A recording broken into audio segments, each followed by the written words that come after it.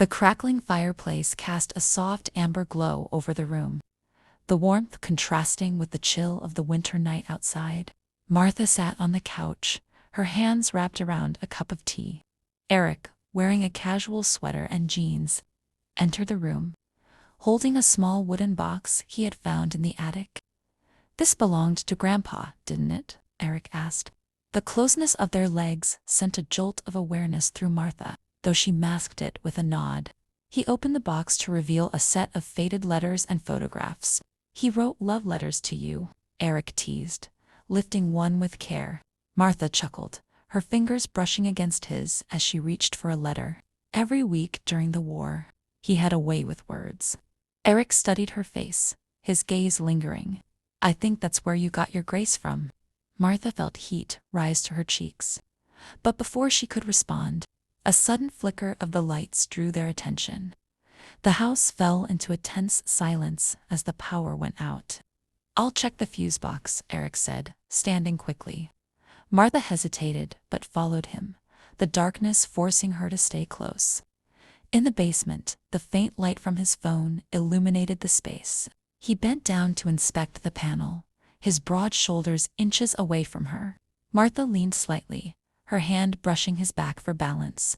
"Careful," he said softly, his voice echoing in the quiet room. He straightened, turning to face her. In the dim light, his face was a mix of shadows and sharp angles, his eyes holding an intensity that made her heart pound. "Eric," she began, but he interrupted. "Do you feel it too?" His words hung in the air, heavy and raw. Before she could answer, a loud thud from upstairs startled them. They exchanged a glance and hurried back up, only to find the living room window slightly open, the curtains billowing in the wind. "Strange," Martha murmured, her pulse quickening.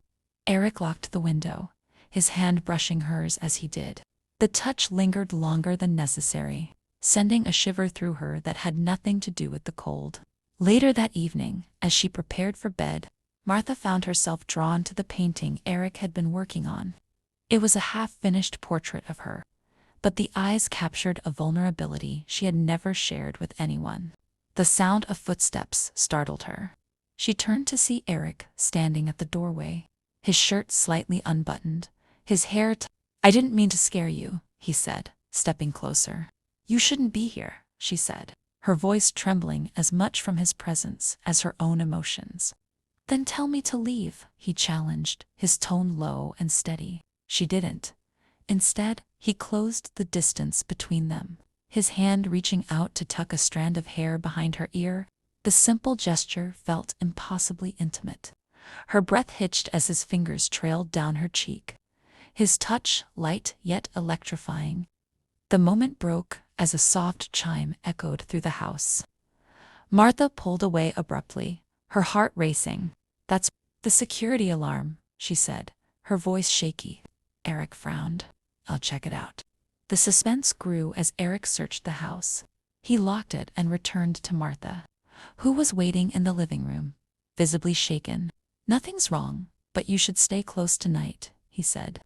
As the hours passed, Martha couldn't shake the feeling of unease. Eric stayed in the living room, sketching quietly while she tried to sleep. But sleep wouldn't come. She found herself pacing, her mind replaying the earlier moments between them. Unable to resist, she walked back to the living room. Eric looked up, surprised to see her in her silk robe, her hair falling loosely around her shoulders. "I couldn't sleep," she admitted. "Me neither," he replied, setting his sketch pad aside. They sat in silence, the tension thick and palpable. When she leaned forward to adjust the blanket on her lap, her hand grazed his knee. Neither of them moved. Slowly, his hand covered hers. "Eric, this isn't right," she whispered, though her body betrayed her.